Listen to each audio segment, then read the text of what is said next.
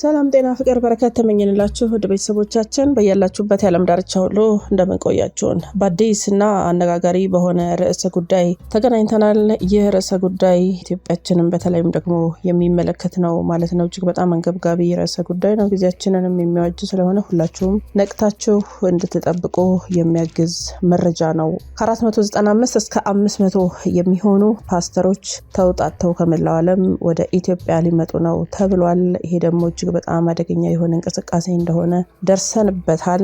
ስለዚህ ጉዳይ ሃይማኖትን ለመንቀፍ አይደለም፣ እንደ አክሱም ገለልተኛ ሆነን ያለውን መረጃ ማስረጃ በማጋለጥ ነው የምንነግራችሁ። የትኛውም እምነት እዚህ እንቅስቃሴ ላይ ትኩረት አድርጎ መስራት አለበት ብለን እናስባለን። ምክንያቱም የራሳቸውን እምነት ቤቶች እየዘጉ መጠጥ ቤት፣ ዳንኪራ ቤት፣ የሳይክል ማቆሚያ ቤት ያደረጉ በተለይ ደግሞ ከጀርመን የሚመጡ ፓስተርነን ባዮች ናቸው ማለት ነው የሚመጡት። ግን ስረ መሰረታቸውን እኛ ፈትሸነዋል። ስለዚህ ይህንን መረጃ እጅግ በጣም አንገብጋቢ ስለሆነ ሁላችሁም በያላችሁበት ሆናችሁ ራሳችሁ እንድትጠብቁ፣ ለምንድን ነው የሚመጡት፣ ተልኳቸው ምንድን ነው የሚለውን በጥልቀት ስለምንዘረዝረው እናንተም ደግሞ ገብታችሁ ያለውን መረጃ ስለነዚህ እንቅስቃሴ ስለሚያደርጉት ከየት ነው የሚመጡት የሚለውን ምንድን ነው አላማቸው የሚለውን እውነት ይቺ የሃይማኖት ሀገር የተባለች ሀገራችን ኢትዮጵያ ከውጪ የፈለሱ ሰዎች መጥተው ስለ እግዚአብሔር ሊያስተምሯት ነው ወይ? የእውነት አስበውልን ነው ወይ? የእውነት ትውልዱ እንዳይጠፋ ሊሰሩ ነው ወይ የሚለው ላይ ነው ማተኮር ያለባችሁ ማለት ነው።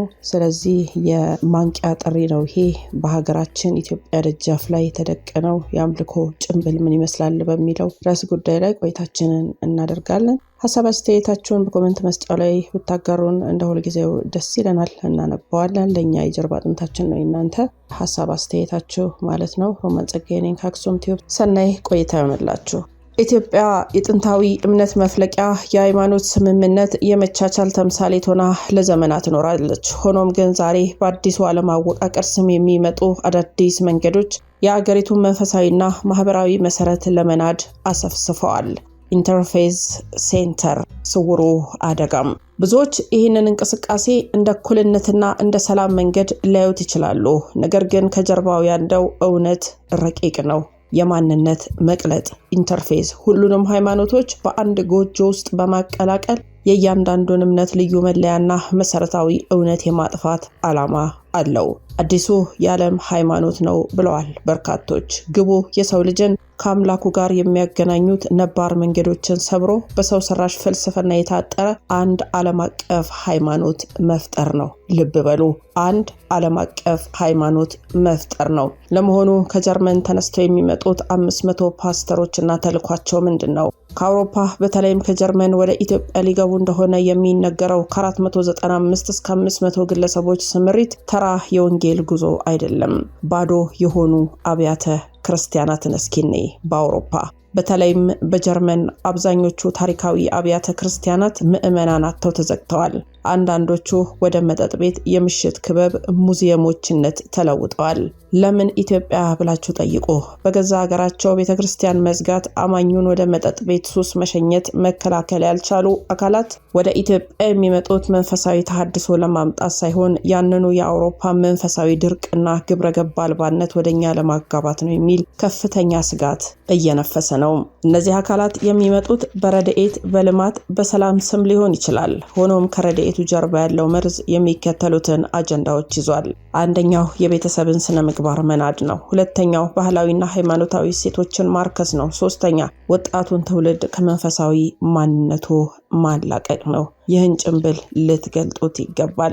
ይህ ጉዳይ ከሃይማኖታዊ እንቅስቃሴ ባለፈ ዓለም አቀፋዊ ፖለቲካዊና ስትራቴጂካዊ ይዘት ያለው መሆኑን ብዙ ተንታኞች ይስማማሉ።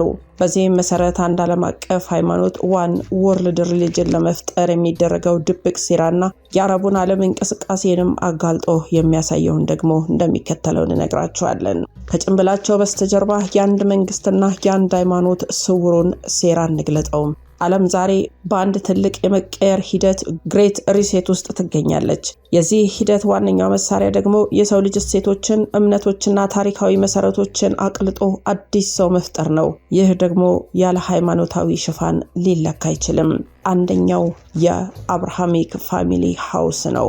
በአረቡ ዓለም በተለይም በተባበሩት አረብ ኤሚሬቶች የተገነባው የአብርሃሚክ ፋሚሊ ሃውስ የዚህ ሴራ ትልቅ ማሳያ ነው። መስጊድ፣ ቤተክርስቲያንና ምኩራብ በአንድ ግቢ ውስጥ እንዲቆሙ ተደርጓል።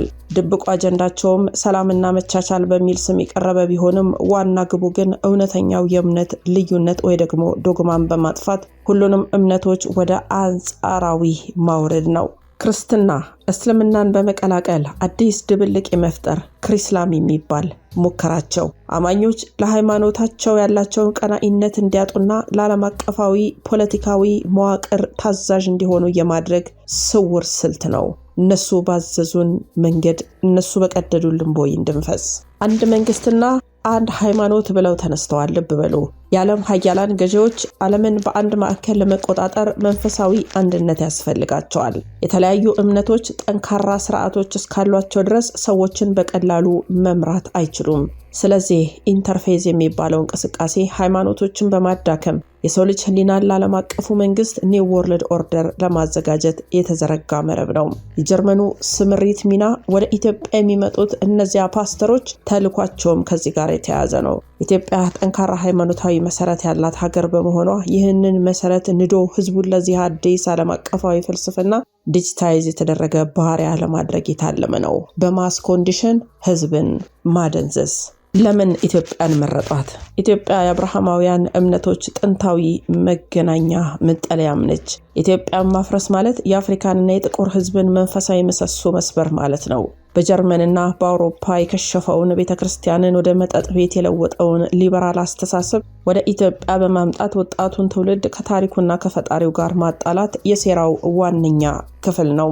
የመንፈስ ባርነት ድብቆ ሴራቸው ነው። የእንቅስቃሴ ከሃይማኖት አልፎ የሀገርን ሉዓላዊነት የሚጋፋ ነው።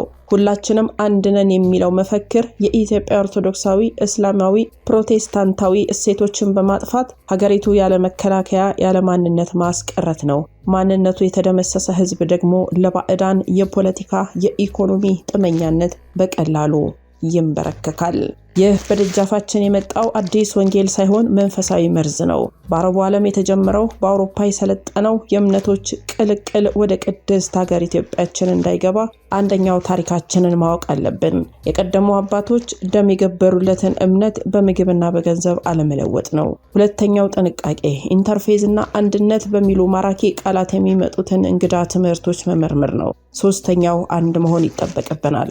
በሃይማኖቶች መካከል ያለውን መከባበር እንደተጠበቀ ሆኖ እምነታችንን ለማስከበር ግን ንቁ መሆን አለብን።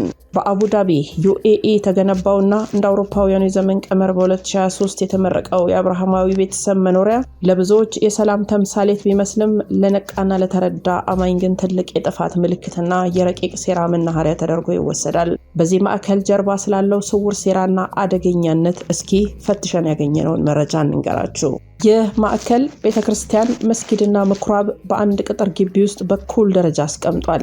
ይህ በራሱ ሁሉም ሃይማኖቶች እኩል ናቸው፣ ሁሉም ወደ አንድ አምላክ ያደርሳሉ የሚል ፕሉራሊዝም የተባለ ፍልስፍናን ለማንገስ ነው። ሴራቸው ክርስትናን መንገዱና እውነቱ እኔ ነኝ የሚለውን መሰረታዊ የክርስቶስ አስተምሮን እንዲተውና ከሌሎች እምነቶች ጋር እንዲቀላቀሉ ማበረታታት ነው። ይህ ደግሞ ክሪስላም ለተባለው አዲስና ድብልቅ እምነት በር ከፋች ነው። የፕሮጀክት በዓለም ካሉ ሀያላን ግለሰቦች ድርጅት እንደ ሮም ካቶሊክ መሪና የዓለም ኢኮኖሚክ ፎረም ጋር ቀጥተኛ ግንኙነት አለው። ልብ በሉ፣ ሮም ካቶሊክ መሪና የዓለም ኢኮኖሚክ ፎረም ጋር ቀጥተኛ ግንኙነት አለው። የጀርባው ሴራም ዓለምን በአንድ የፖለቲካ ስርዓት ዋን ወርልድ ገቨርንመንት ለመግዛት መጀመሪያ ሰውን ሁሉ በአንድ አይነት መንፈሳዊ አስተሳሰብ ስር ማምጣት ያስፈልጋል። እነሱ እንደሚሉት ማስ ኮንዲሽን ይሉታል፣ በጅምላ ማደንዘዝ። አቡዳቢ ላይ የተጀመረው ሙከራ የሰው ልጅን ከአምላኩ ጋር ያለውን ቀጥተኛ ግንኙነት አቋርጦ ለዓለም ገዢዎች ምቹ የሆነ ለዘብተኛ ትውልድ መፍጠርን ነው። ከጀርመን ወደ ኢትዮጵያ ሊገቡ ነው የተባሉት 500 ፓስተሮችና በአቡዳቢ የተጀመረው ንቅናቄ አንድ አይነት ዓላማ ይዘው የሚጓዙ ናቸው። ተልኳቸውም ኢትዮጵያ ውስጥ ያለው ነባርና ጠንካራ እምነቶች አክራሪ ወይም ኋላቀር በማስመሰልና በማጣጣል በአቡዳቢ ሞዴል የተቀረጸውን ሰላማዊና ዘመናዊ የተባለውን ባዕድ እምነት ማስረጽ ነው። የአውሮፓ ውድቀት በጀርመን ቤተክርስቲያናት ተዘግተው ወደ መጠጥ ቤት ሲቀየሩ ዝም ያሉት እነዚህ አካላት ዛሬ ወደ ኢትዮጵያ ለሰላም መምጣታቸው ትልቅ ጥያቄ አያስነሳም ወይ? ግባቸውስ ኢትዮጵያን የዚህ አዲሱ ዓለም ሃይማኖተኛ መፈተኛ ላቦራቶሪ ለማድረግ አይደለም ወይ? በአቡዳቢው ማዕከል 3ቱ ህንጻዎች ተመሳሳይ ቁመትና ስፋት አላቸው። ይህ የሚያሳየው እምነቶች ያላቸው ልዩነት አጥፍቶ ወደ አንድ አማካኝ እሴት ማምጣት ነው። ይህ ደግሞ በመጽሐፍ ቅዱስ እንደተጠቀሰው በመጨረሻው ዘመን እንደሚመጣው የሐሰተኛ ነቢይ ሥራ ተደርጎ በብዙዎች ዘንድ ይታያል። በአቡዳቢ በውብ ህንጻ የተጀመረው በአውሮፓ በገንዘብ የታገዘው ይህ ንቅናቄ ወደ ኢትዮጵያ ሲመጣ በልማትና በሰላም ስም ነው። ነገር ግን ቤተክርስቲያንን መጠጥ ቤት ካደረገው የአውሮፓ መንፈስ ተጠበቁ። እምነትን ከእምነት ከሚያቀላቅለው የአቡዳቢ ሴራ ንቁ። ሃይማኖት የግል ብቻ ሳይሆን የሀገር ደህንነትና የማንነት መሰረት መሆኑንም አትዘንጉ። ኢትዮጵያ ለምን የሴራው ማዕከል ሆነች? ኢትዮጵያ በአሁኑ ወቅት የዓለም ሀያላን አዳዲስ ላቦራቶሪ ሆናለች። እነዚህ 500 ፓስተሮች የሚመጡት በአጋጣሚ ሳይሆን በታቀደ ስትራቴጂ ነው። የመንፈሳዊ ምሰሶነት ሚናዋን ለማፍረስ ነው። አንደኛው ኢትዮጵያ በአፍሪካና በዓለም ላይ ካሉ ጥንታዊ ክርስቲያናዊና እስላማዊ እሴቶች መካከል አንዷ ናት። የእምነት ቅልቅል ግን ማድረግ ይፈልጋሉ። ይህን አጀንዳ በአፍሪካ ለማስረጽ መጀመሪያ የሃይማኖት ዋልታ የሆነችው ኢትዮጵያ ማዳከም ግድ ይላል። ሌላው የወጣቱ ቁጥር ነው። በጅምላ እናደነዝዘዋለን የሚሉት ጀርመን፣ አውሮፓ በመንፈሳዊ እርጅና ውስጥ ናቸው። አብያተ ክርስቲያናት ተዘግተው መጠጥ ቤት ሆነዋል። ኢትዮጵያ ግን ወጣትና አማኝ ህዝብ አላት። ይህን ወጣት ከነባር እሴቷ አላቆ አዲሱ የዓለም ስርዓት ኒው ወርልድ ኦርደር ታዛዥ ለማድረግ ኢትዮጵያ ቁልፍ ቦታ እንደሆነች እየተነገረ ነው። ሌላው የአፍሪካ መግቢያ ነው። ጌታዌይ አዲስ አበባ የአፍሪካ መዲና እንደመሆኗ እዚህ የሚተከል ማንኛውም አዲስ አስተሳሰብ በቀላሉ ወደ መላው አህጉር ይሰራጫል። ለመሆኑ ከጀርባው ያሉ አካላት እነማን ናቸው? እነዚህ ፓስተሮች በራሳቸው ፈቃድ የሚመጡ ሳይሆን ግዙፍ የገንዘብና የፖለቲካ ድጋፍ ያላቸው ናቸው። አንደኛው ሊበራል ፋውንዴሽን ነው፣ ኤንጂኦስ እና ኦፕን ሶሳይቲ ፋውንዴሽን እንዲሁም ሌላ አውሮፓውያን የልማት ድርጅቶች በመቻቻልና በሰብአዊ መብት ስም የገንዘብ ድጋፍ ያደርጋሉ። ሁለተኛው የጀርመን ሊበራል ቸርች ናቸው።